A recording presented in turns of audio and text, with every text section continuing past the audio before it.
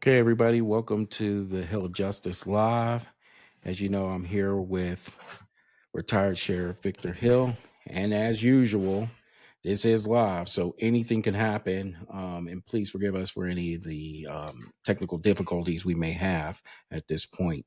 Um, I wanted to go ahead and congratulate and thank a whole bunch of people who have been subscribing, certainly commenting and liking our content. We really appreciate that. It keeps certainly our channel moving and along our other platforms too. So we really appreciate that. So good evening, brother. What's going on? I Hey, know you got a lot on your mind. What you got going on? yeah, well, I know we got a special guest. Hopefully, he should be logging on soon. Okay. Spoke to him not too long ago, so he should be coming on, and you let him in. And he's a guy that's been in my jail before and after. Matter of fact, he's calling now. Hold 1 second. Let me Sure, see sure, something sure. here. Yes, sir. As he's doing that, once again, I just wanted to go ahead and tell all of you, if you haven't yet, please subscribe, please like, please comment on anything that we've done in the past and certainly in the future. So we would really, really, really appreciate that. You have made this channel grow tremendously, and we really appreciate that.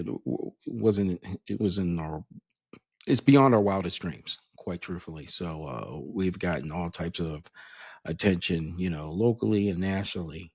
And certainly, I want to go ahead and give out a shout out to Jamaica, Australia, the UK, um, you- India.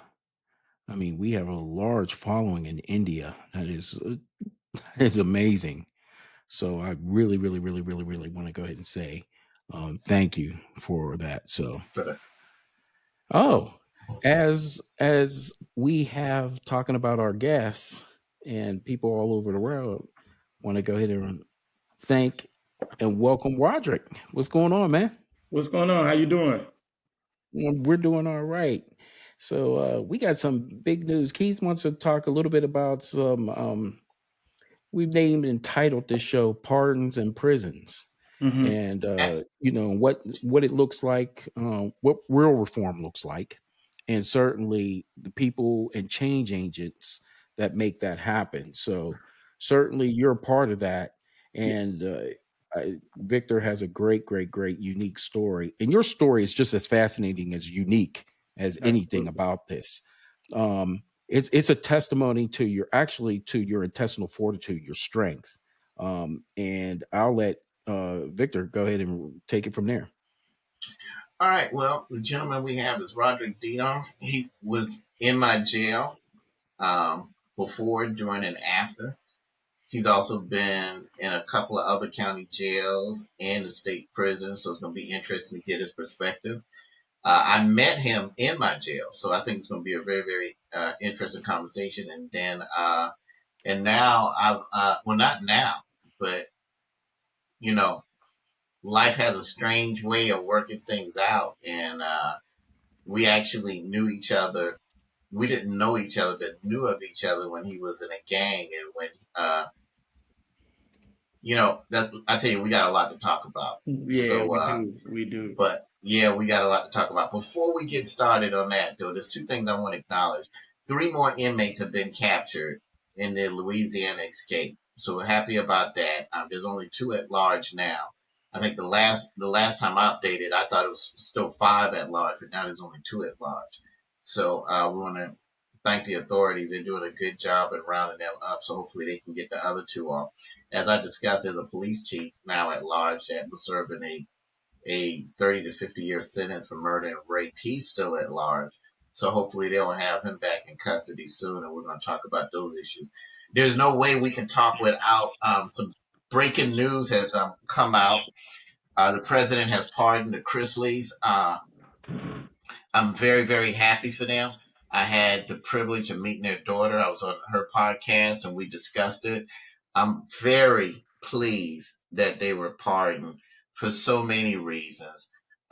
We probably can go into a little of that later. Let me just say this. The how I even ended up on Savannah Chrisley's show is because her parents and I had the same judge. And there were a lot of things that were done by that judge that were unjust in both cases, my case and the Chrisleys. And we had a discussion about that. A lot of that I write about in my book, Vigilante Sheriff. And not only did we have the same judge that did a lot of unethical things, but the guy who was involved in investigating the Chrisleys is a guy named Judge Josh Waits. He was at Georgia Department of Revenue, and he was actually responsible for the investigation the first time I had lawfare committed against me. If anyone from Atlanta would know that 12 years ago, when I was seeking a bid for reelection, the DA came up with a plot along with the person I was running against to indict me to see if they could stop me from winning. A pattern we're starting to see way too often in lawfare, what we're seeing in politics, and not just politicians and celebrities, but it's also being waged against everyday people. You just don't hear about it because they don't have the notoriety. And I was actually indicted on a 27 count indictment RICO charge. And Josh Waits was the person that was one of the main investigators on that. And I was the first sheriff, I guess, in the history of the United States to be indicted for stealing his own patrol car. And they claim I stole the same patrol car 5 times, 3 times in 2 weeks. So can you imagine? I stole the car, brought it back to myself, stole the car, brought it back to myself. And they said every time I put gas in it, they put it under the RICO charge. Well, the same guy that was responsible for that investigation with me was responsible for initiating the investigation against the Chrisleys. I said it on the Chrisley show, and I'll say it again. Anything he's involved with, I wouldn't trust. I wouldn't trust worth a tinker's damn.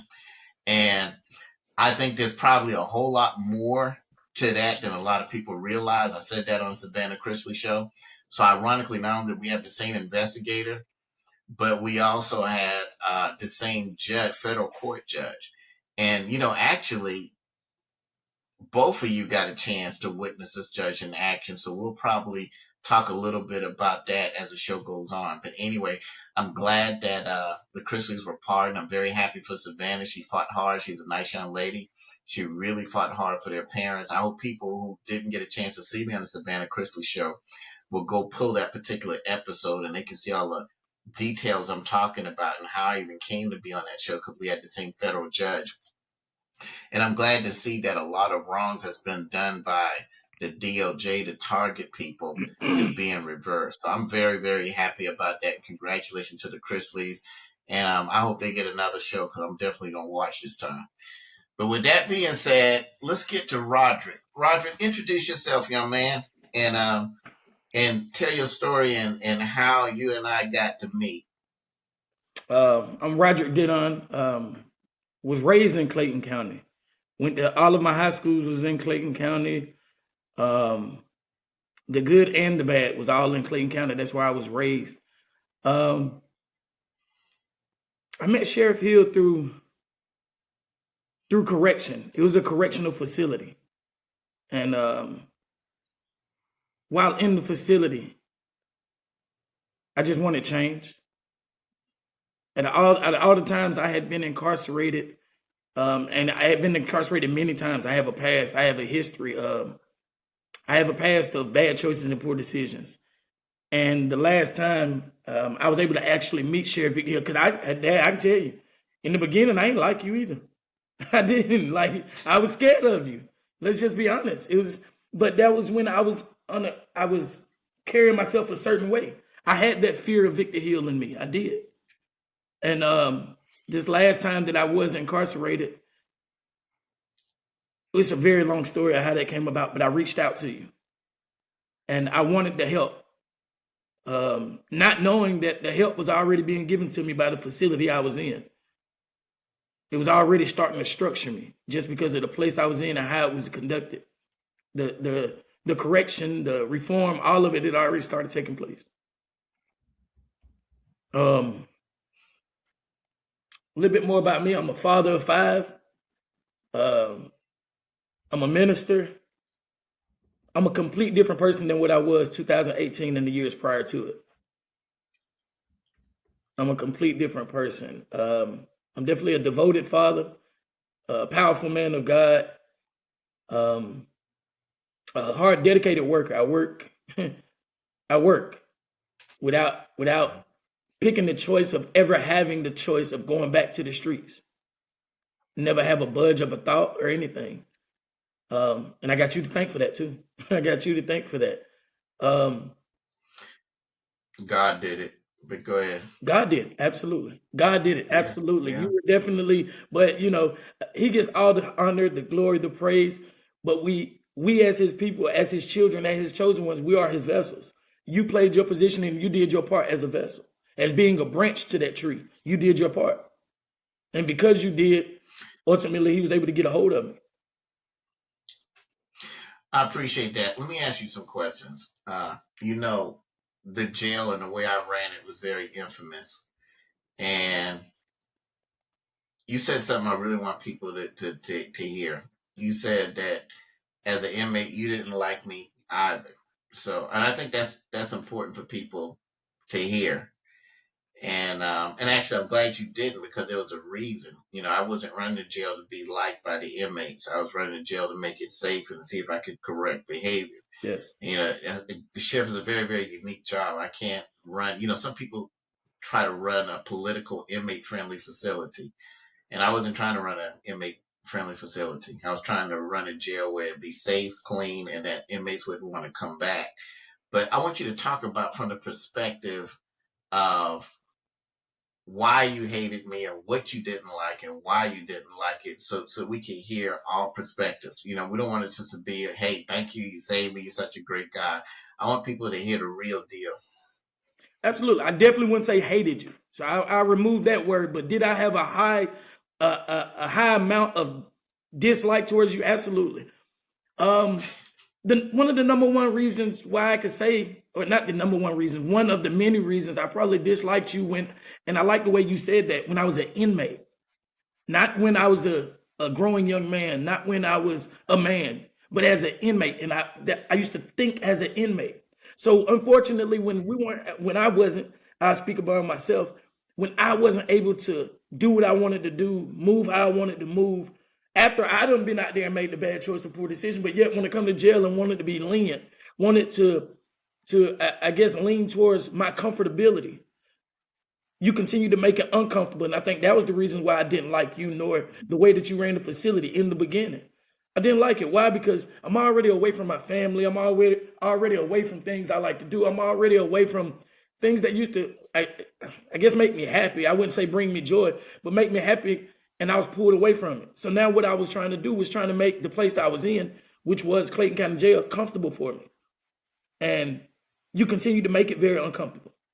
Even when I was on the, let's take it outside of the jail, when I was in the streets, whether it was the gang life, the drug dealing, even the drug using, the pressure that was placed on me while out there made me uncomfortable as well.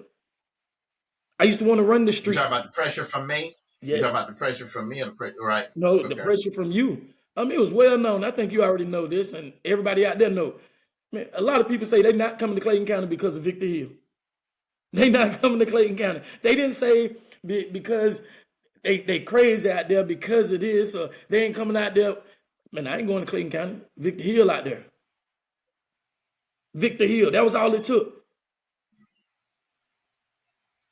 So now let's back up a little bit, because there's a story. There's something that happened, and I didn't even realize you were a part of it. You and I, I never forget, you and I had a conversation one morning, and I was like, that's very interesting, because I didn't know you was a part of that. Brother, there was a shooting in my county when I first became sheriff, Mhm. and it was a drive-by shooting that happened at a party, and a young 16-year-old girl was murdered, and I was not happy at all. And I put a lot of force and a lot of pressure on the streets to catch the individuals that was involved. And so didn't realize that one of the young men that was in the car, he didn't fire the shot, he didn't kill her, but one of the young men that was in the car that when that young lady was killed is sitting right here with us today. And it's ironic because, we were definitely on different sides of the law at that time. If you would have told me that this would be somebody that I would not consider, he is one of my godsons. He is like a son to me. He is my son. But if you would have told me that back then in 2005, I would have thought you would have been crazy. There's no way you would tell me I would have a relationship with one of the guys that was in that car.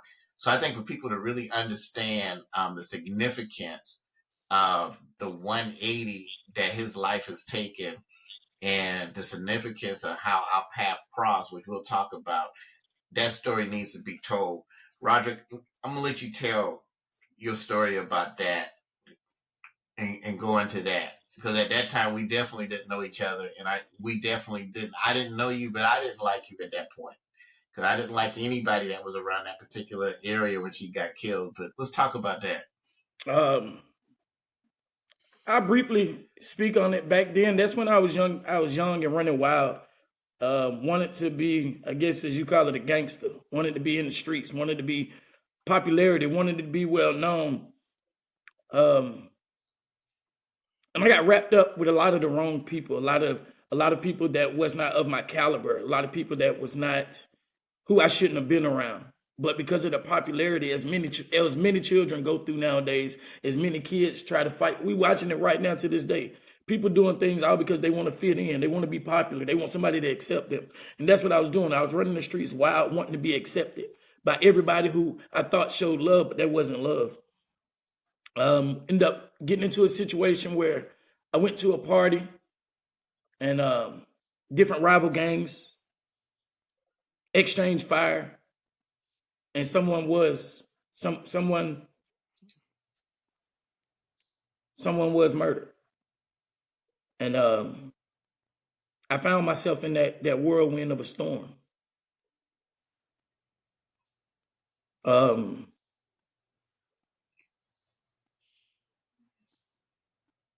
Knowing that wasn't my lifestyle. That wasn't me. All right, brother. That wasn't me.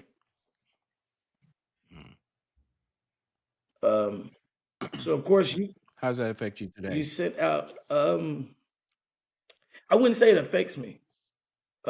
These past 20 plus years, I've been able to, or these last 20 years, I've been able to acknowledge where I was wrong. Though I didn't pull a firearm, though I didn't shoot a firearm, I still know where I was wrong in that situation.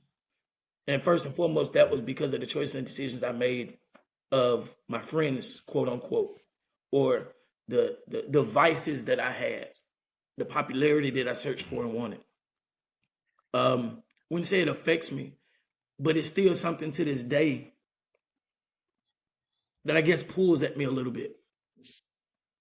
Pulls at me in a different kind of way, a good way and a bad way, but most importantly, in a making the right decision way. Because all it takes is one split second, and you don't even have to be the person to do it. You don't even have to be the person who did any of it, and it'll come down on you. And that's why I wanted to talk about this, because I think that you could be a big help to a lot of young people today that's following the gang situation and realize that, again, the severity of it, because, I'll never forget that discussion that you and I had about it, and how you described how you felt when you found out after you left that a young lady had been struck and killed or whatever. And I don't think a lot of people realize this when they first get into this gang life or whatever like that. They're not ready for what comes with it. They're not. It's no way, form, or fashion can you prepare Exactly. yourself mentally. No way, shape, form, or Let me fashion. just say, exactly. I just want to say, we saw a comment where someone said, are you willing to go to schools and speak about it? Let me just say this. He has been in school speaking about it. Even when I was sheriff, he came back and spoke to inmates. And once he became a minister, went back and started ministering at the Clayton County Jail, trying to save people from the gang life, the gangster life, and everything like that. So that's why you probably going to be one of the most profound guests we have on the show. Not taking anything for any other guests, because we've had some very profound guests on here. But the fact that you and I definitely were at odds when we didn't even know we were at odds. And I think everybody knew my position and still my position on gangs and why I ran gangs out of Clayton County and kept my foot on their necks and didn't allow them to breathe. But again, as fate would have it, as God would have it, we met under some interesting circumstances and then ultimately ended up developing a relationship where you became one of my sons, and I'm proud to have you as one of my sons. Let's talk about that. Let's talk about how you and I met. Let me give my part of the story. One day, Jerome, I get a letter. And, you get, when you're the sheriff, a lot of people write you. I try to read as many of them as I can. A lot of times my secretary has to read them and do what she can with them. It's just a lot going on. There's a lot of calls that sometimes I have to have people return for me. And there's a lot of letters that sometimes I have to have people answer for me and so forth. But for some reason, I don't know what it was. I remember my secretary saying, hey, you might want to read this letter. And I read the letter and I saw what she was saying. And I can't remember verbatim, but the letter actually, people write you letters, all kinds of stuff, asking for all type of stuff and try to convince you. But there was some type of sincerity that was in this letter. And basically, he said that he was ready to go take care of his kids and be a man, and he needed help to do that. And that if he was given a chance to do that, he would. Well, sheriffs, I wouldn't call it have the ability to commute sentences, but in a way they do. If you're serving time at the county jail, not if you're serving time at a state prison, but if you're serving time at the county jail, the sheriff does have the ability to commute that sentence. He can give you 2 for 1, 5 for 1, or whatever like that. And I said to myself, you know what? I'm going to take a chance on this guy. I'm going to see what he got. So let me let you take it from there and tell your side of the story and our first encounter and everything like that. But it was a hell of a letter. And I said, let me see what this guy got. But go ahead, Roger. Well, even the letter that you got, that may have been the last one, but I had written you periodically. Quite a few letters I had wrote on the regular. While in the facility, I'm gonna call it what I feel like it was. I had a Holy Spirit encounter while inside Clayton County Jail. And that's not to be like some inmates, I went to jail, found out this and that. I've been incarcerated 13 times. I know how it feels to be locked up for a period of time. I know all of that. So it wasn't I went to jail, I found God and played that, cut God on, cut God off. This last time I was inside that facility, I had a real out-of-body experience where the Holy Spirit did come into my heart and did come into my life. And each part and the specific things within the jail, whether it was your officers coming around and they'll say specific words, it triggered certain thoughts in my head. The way that we had to stand at attention, to stand at our door, the way that we had to keep the cell. I never forget, you did inspection one time, and I promise you, it sticks with me to this day. One time you came around and you did inspection. I was well known for keeping my cell immaculate. I may have not been at home, but this was going to be the closest place to it. Whether it was mopping my floor, cleaning my beds, the Vienna tissue, whatever it was, I did not play about my cell. You came around and I was faced on the wall, of course. This is the first time you've ever given me permission to turn around. I turned around. You looked me dead in my eyes. And you said, amazing job with the cell. If you could do it in here, you could do it out there. That statement of if you could do it in here, you could do it out there, it resonated more with me than you may know. At that time, when I turned myself in, I was addicted to drugs real bad. I was living, if you ask me, I was living in filth. I wasn't cleaning my house like I was supposed to. I wasn't bathing like I was supposed to. I wasn't being organized like I was supposed to as a man, as a father. At that time, as a husband, I was not operating as the man that God created me to be.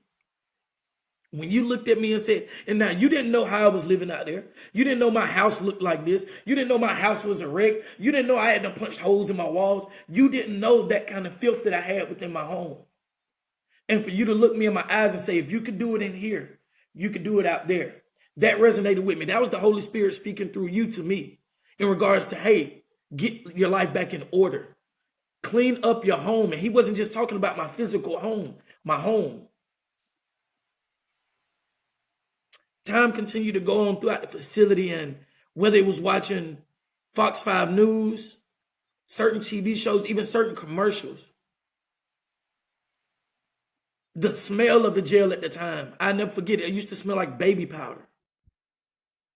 All of these things used to resonate with me and trigger certain thought patterns for me. To the point while I was in there, I had gold teeth in my mouth, got all my gold teeth removed, flushed them. At first, I just took them out. When I went to sleep and woke back up, God told me to flush them, get rid of them completely. Why? Because I cared what I used to care about what everybody thought about me. So the gold teeth was very important. I had my teeth that done gotten messed up bad from drugs, and I loved to have the goals to hide certain things. So it used to play a part of my character, I'll say. While in the facility, the way that certain things was going, certain smells, certain aromas, the way that your officers was trained to speak to us, they'll say certain things that it may just seem average to the average person. I'm gonna use that example where it says mop that floor, but it resonated differently with me, as if it was more psychological than anything. And it triggered certain thought patterns in my heart and in my life. Like I said, I removed the gold teeth. I was in the gang at the time. I was in the dorm full of all the gang members that I ran with at that time. And this God is my witness. I called every last one of them into a cell. And I put my back on the wall. And I said, I no longer bang. I fold my flag, denounce my oath. I want nothing else to do. As many times as I thought about making that move while in there and then being jumped on, each and every individual shook my hand and said they're proud of me.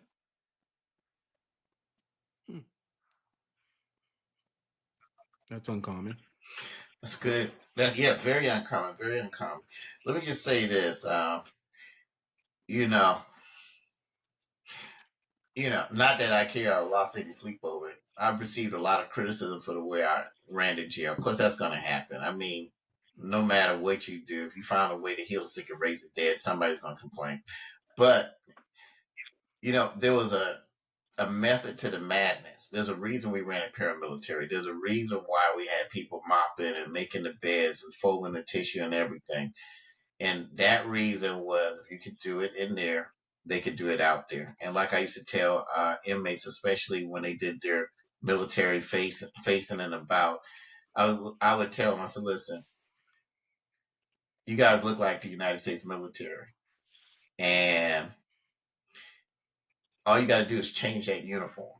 You got a jail uniform now, but if you can change it to a military uniform, if you can change it to a pilot's uniform, I wouldn't care if you change it to a janitor's uniform, but change the uniform. Mm-hmm.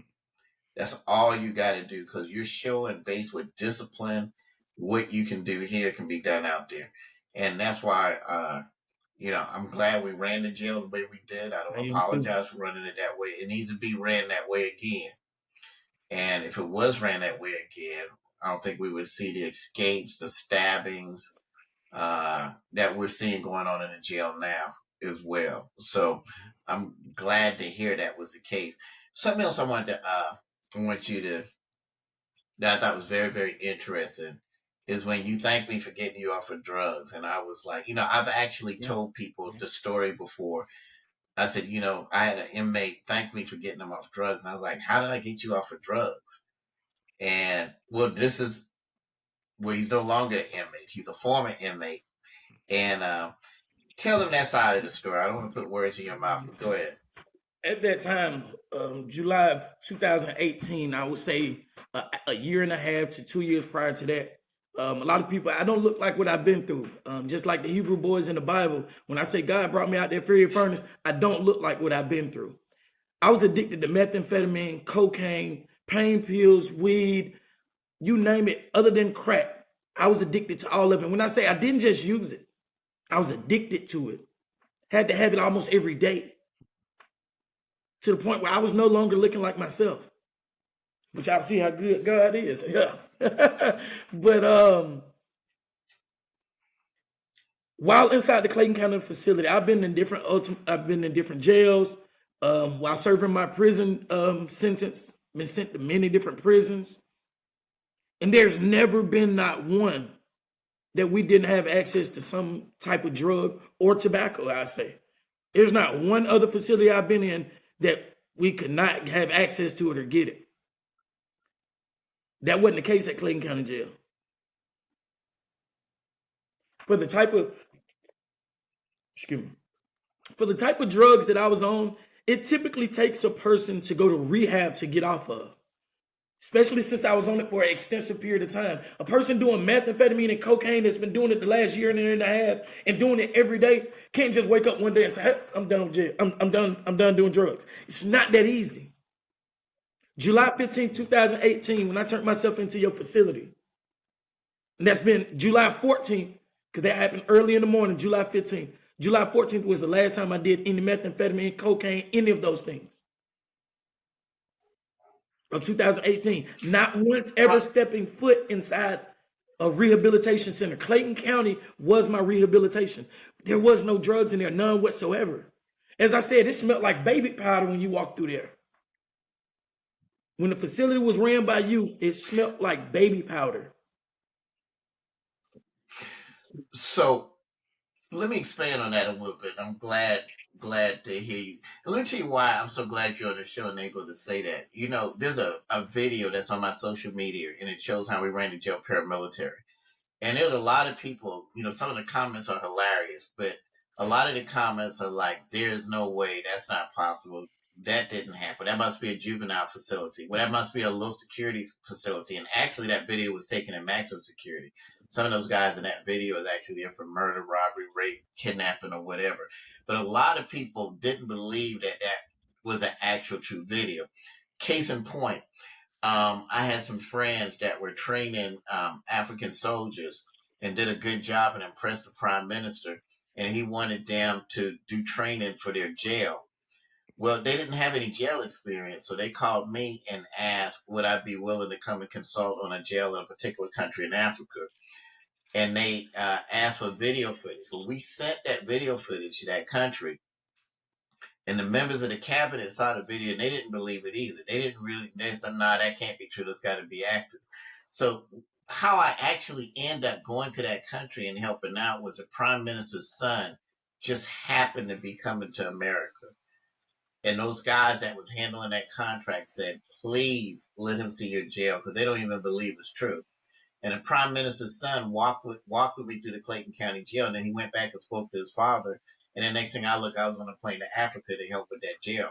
So there's a lot of people that know there's no way, there's no such thing as a jail without drugs. There's no such thing as jails where inmates go to detention. It's got to be low security. It's got to be a juvenile facility. So we have here a living witness. You were at the jail. You've seen that video. You were there. And at this point, you have no reason to lie. No.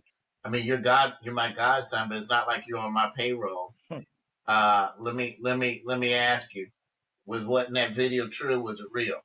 That video was very true, and believe it or not, that's still only a glimpse of how the jail was really constructed and ran. That's a small snippet. It gives fine detail, but that's still a small snippet. The jail was ran real fine and tight. Very fine and tight. And a lot of people don't believe it's possible to have a jail without contraband. Like, okay, well, it's going to be cell phones, it's going to be drugs, and we know the Clayton County Jail is now drug infested. Not contraband of that nature. Now, is there facilities that's going to have where somebody got a paper clip, or you see what I'm saying? With something they're supposed to have a writing pen, that may be contraband. Nothing of that nature. You said no, not once. Also, I want to. Not to I mention, just saw not to mention, I didn't just get locked up for a month or 2 months. At one point in time, I did 2 years in your facility. How the hell did that happen? 2 years. I was on the work release program. That was still a blessing for me. After many times, as I said, I've been incarcerated 13 times. And I had done been in so much trouble, they could have just sent me back to prison. They really could have. Mhm.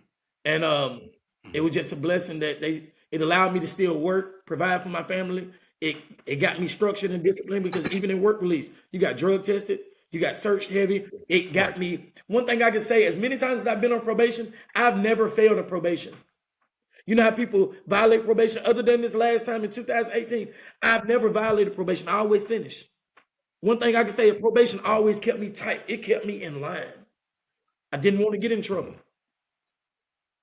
So it's not like I'm speaking of these things for a month or two. I did over a year in your jail, up to 2 years in your jail, 6 months. And for the whole duration of time I was there, it was the same thing. Let me say this. I saw a comment, and the young lady said that I can't imagine a jail that smells like baby powder.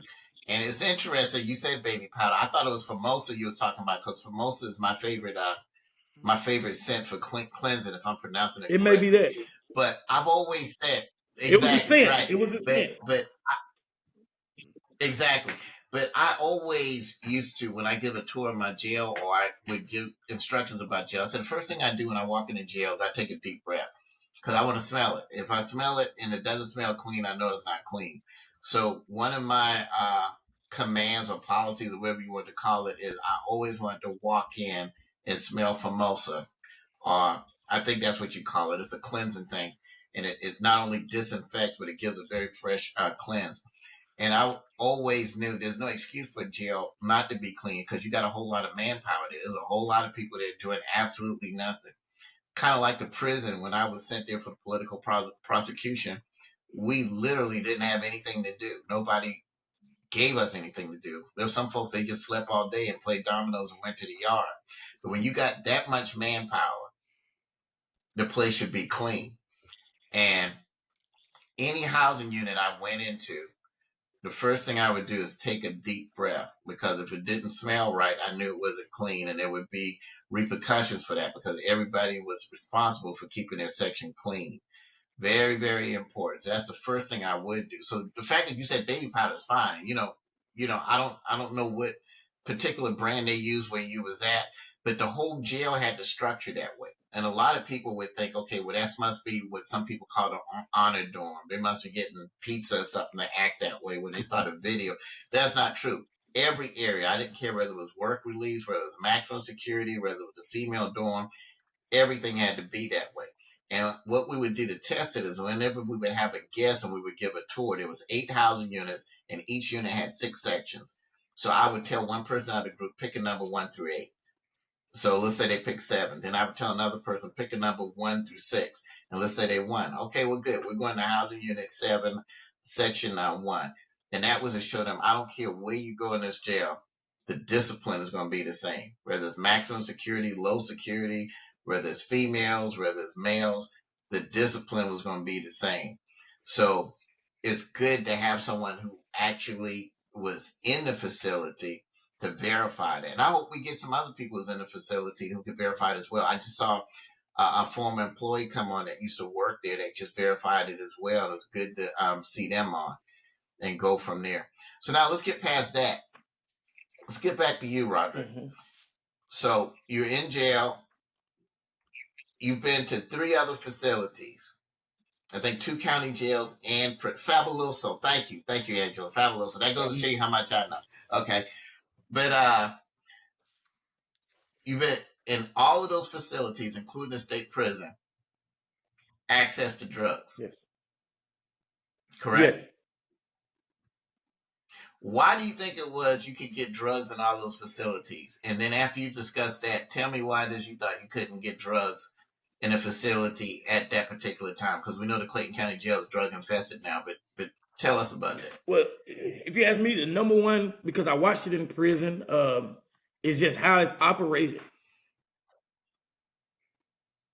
The reason why you can get it in all other facilities, or one of the number one ways you can get in all other facilities, is the way that you structure your officers, your training.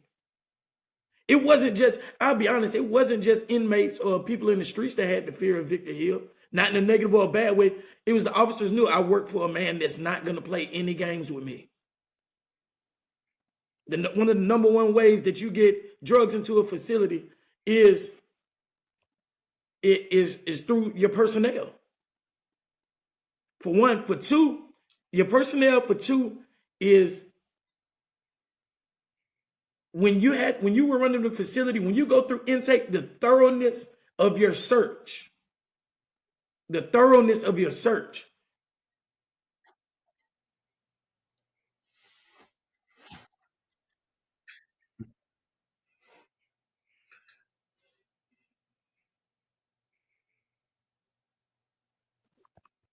There we go. Can y'all hear me?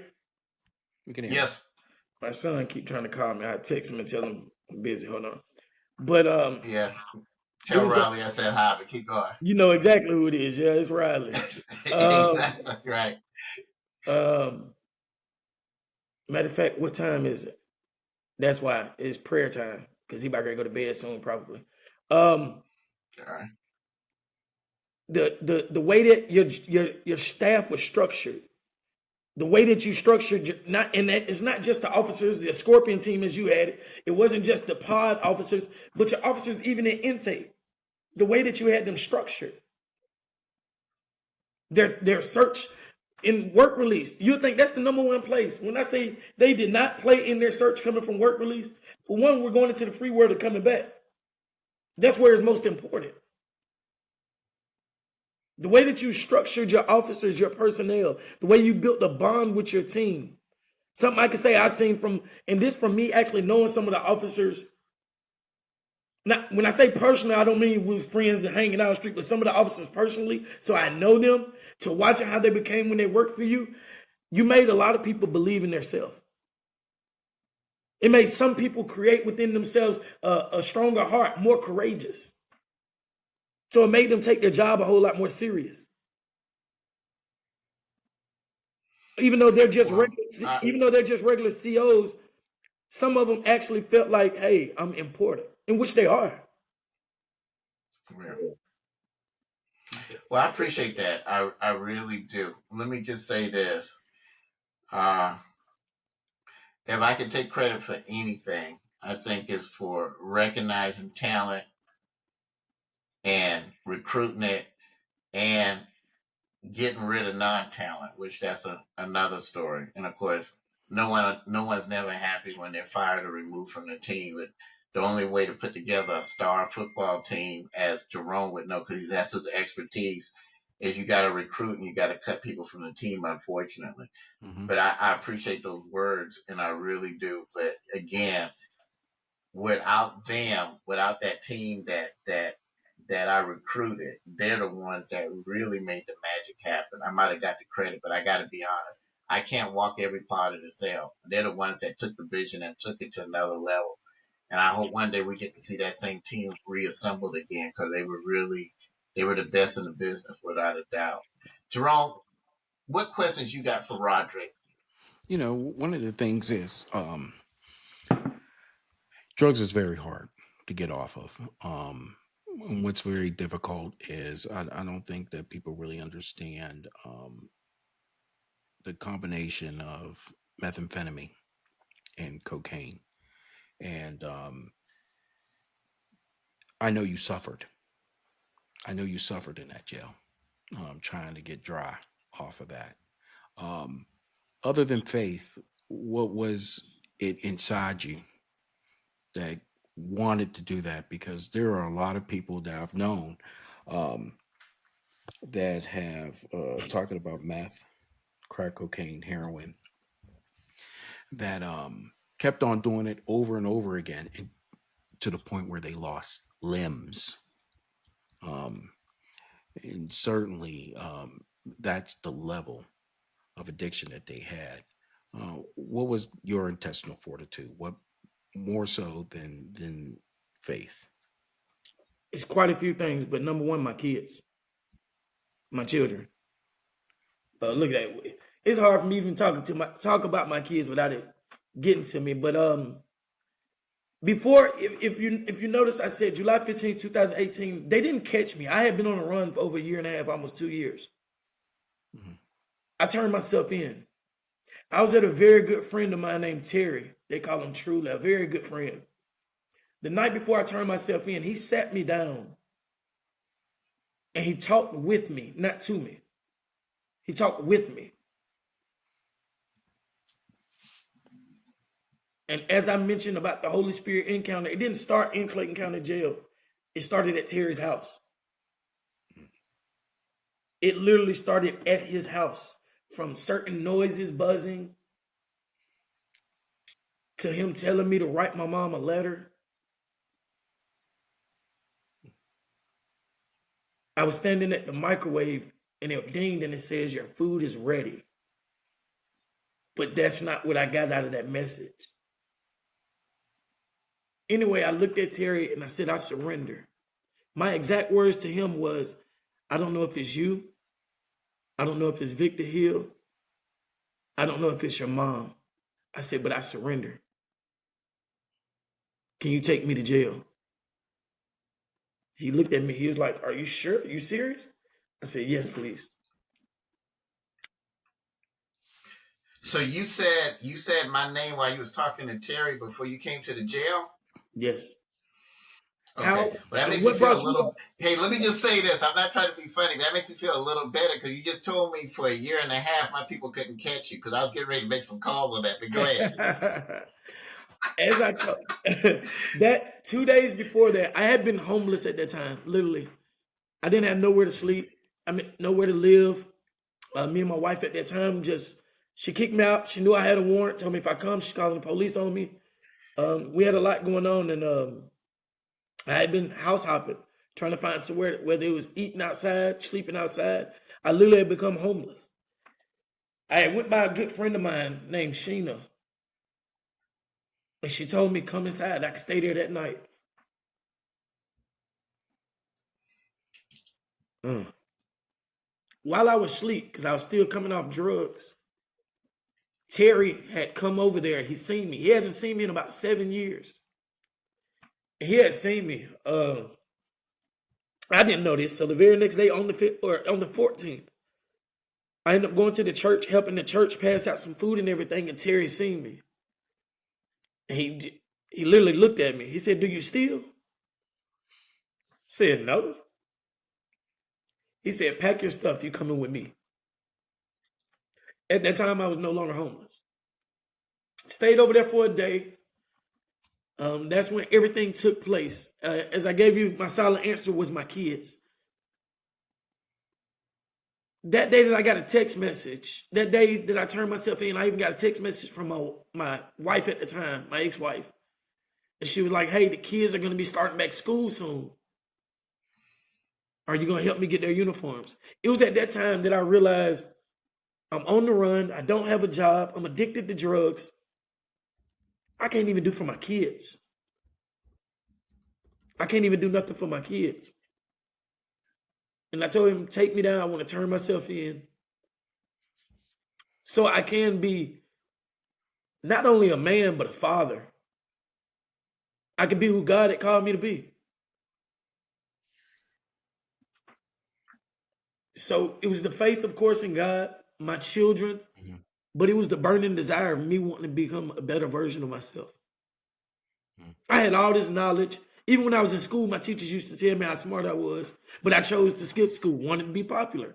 That's one of the number one things that I dealt with throughout life. I always wanted to be popular. I always wanted to be cool. I'll be honest, that was one of my biggest things. Same thing we're facing right now in society. Everybody want to be accepted. I wanted to be accepted. You know, when we talk about escapism, when we use drugs, and then we talk about a phenomenon that many people hit this particular wall, and it's what it's really based out of is being sick and tired of being sick and tired. Yes, You know, you get to the point where you are just so sick and tired, absolutely. and it is bone deep. It stretches. It gives you a fatigue mentally that you just feel like at this point in time, that I can't run no more. I can't do the things that I want to do. And it almost sounds as if you didn't even want to go ahead and be addicted to drugs again. And I think that's tremendously commendable to, you know, you ran your end and you saw at that point in time, there was really a binary choice, life or death.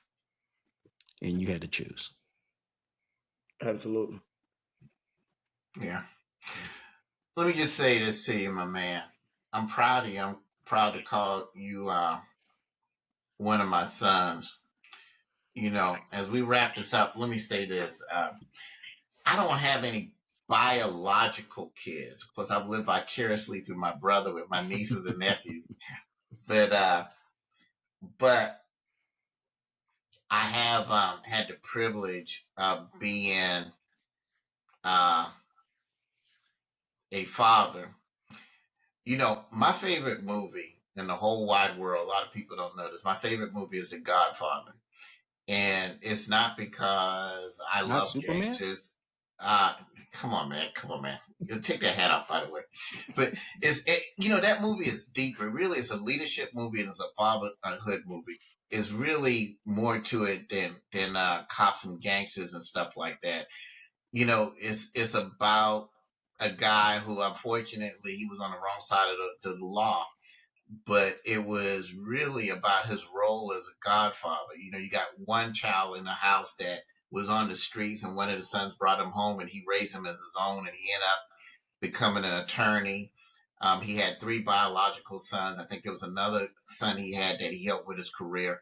But it was a very interesting movie because not all his sons turned out to be like him. You had one that was wise, one that was strong, and one that was very, very weak and very disappointing. And you know, it's interesting. Out of the, you know, I've got a lot of godsons. People probably only know about you and one other, but a lot of them actually work for me and everything like that. Did some actually turn out the way I would have liked them to turn out? No. Did some turn out to be strong? Some turned out to be weak or whatever, but it was an amazing journey. And I just want to say that it is a privilege. You know, I never thought that one of my godsons would be someone that was actually in my jail, would be someone that was actually someone I was out looking for at one time and didn't know who he was, would be someone that's a former gang member, a former drug addict. But I just want to tell you, man, I'm very proud to be your father. I'm very proud of what you've become. I'm very proud of how you turned your life around. I'm not going to sit here and fool myself and say I could take all the responsibility for that. Terry was very instrumental. I've met Terry. Terry's another good young man that I also consider him as a son as well. He and I met under other circumstances, and he was very influential in helping me with my drone program. And I had no idea they knew each other. But I just want to say I'm very proud of you. You turn out to be an amazing man, an amazing father. I've watched you with your kids. Proud to call you a son. I'm not all that happy about folks calling me granddad, but I love it when I hear that from Rowley and everything like that. But be proud. And I've also got a chance to listen to Roderick preach. He's become an amazing minister. I'm very proud of you for that. And I just want to say, you know, we can't control how all our kids turn out, but we love them all anyway. But I'm very, very especially proud to call you my own. And I think even more proud because of what you've overcome and how we met and where you came from. I just want to say that to you publicly. Thank you. Yeah, I think that's beautiful. Thank you. You know, Roderick, I really will have to say that the first time I met you was at the federal courthouse in Yeah. Atlanta, Georgia. And the way you carried yourself, you were you're a man of purpose. I think that one of the things that I am, you know, taking a little bit of is your backstory. And once I got to know a little bit about your backstory, it was not the same person that I saw at the federal courthouse. And the way you carried yourself with distinction, pride, and you know, I'm also happy to have known you and was able to go ahead and meet your kids as my visits up there to Atlanta. You know, it goes touche from one father to the next. I saw how you were with your kids, and you know, I admire that a lot. You're really doing some great things. So, you know, the tip of the hat goes off to you. Right, and Thank you're his uncle now. If I'm his godfather, you his god uncle, That's which makes you absolutely does that make you a great granddad at this point? Or what no, is that? no, Is no, that no, too? no, no, no. Okay. This is blasphemy. What's going on right now? I told him the other day, I I mean, I'm said, sorry, great grand uncle. I'm sorry, grand uncle. Where you? Yeah. Okay, I that's told him the right. other day, I'm Okay. glad I didn't do it, but I happened because I love the color scheme. I happened to buy me a Superman shirt the other day. And he said, really? What in the world? We have just had a breakthrough. congratulations on that, Roderick. You have just won. And as you can But see, you know, the former no, sheriff that's why I is gotta You get the mean to shirt, tell? man. You 'Cause mean to, no? I Stop, have a stop, stop, Batman stop. and You mean I to got a tell? Batman and a but you have Superman. both. Oh, you have both. Just at a point where and not to be blasphemous, but when I about to say this is my son in which I'm well pleased, he wasn't telling me he got a Superman shirt. I just don't know how to take this, man. Yeah, I you're But getting really hey, don't know. But but the anyway, greatest yeah, thing we're about it getting is I this had is a out of Batman on control. my purse. yeah, Oh, okay, yeah, yeah, yeah, yeah. It's not about where you come from okay, first; it's where you end. yeah. So that's where we're at, Well, right? you know, We're talking family. about You know what they stories. say. You know what they say. You can't pick your family. So That's right. I still love you guys. Right. All right. Oh I think we're man. at the end of Yeah. this one, but I want to go ahead and tell everyone thank you for commenting, thank you for sharing, liking, and certainly please subscribe. We have more stories like this. And certainly, we want to go ahead and thank Roderick for taking some of his time. Make sure you go ahead and talk to your son and so get that prayer together. And obviously, me and Victor got some more business to go ahead and take care of. We have a compelling show coming up on Friday or Saturday. I don't know when it's going to air, but I implore you to watch that. It is a bit different than what we've done, and certainly Okay. it's going to evoke a lot of emotions, and thus I can't wait for that. So I'm Jerome Hill. That's retired Sheriff Victor Hill. Do you have anything last words, brother? Last word. Hey, when you pray with Riley, you know the prayers of the righteous availeth much. So tell Riley to pray for me, not you, since you got that Superman shirt. But I tell will. Riley to put in a prayer for me. I'm sure the Lord listens to him. Absolutely, I will. I want to thank both of you all for the words of affirmation as well as the acknowledgement. Thank y'all. It definitely does. It's not taken lightly. That's a part of my fuel to my drive daily. It's Yeah, continuing to. It's not to look for affirmations from others, but to know that I'm doing what I'm supposed to do. It's been seven you are. years now, and literally no exaggeration. God's done more for me in these last 7 years than He did the whole 30 before. Literally, literally. So I'm excited to see what God has in store, not just for myself, for the Hill of Justice, for both of you. This Mhm. bond relationship, I'm looking to see what God does with it. Definitely Can't excited. wait. You're part of the Man, ride. we proud. You have no idea how proud we are of you. Yeah, You have no idea. Keep up the good work, son. for sure. Will do. And All Will that'll right. do. be And that'll be it for today's show. Thank you, everyone. We appreciate it. We'll talk to you later. Later. Strength and honor.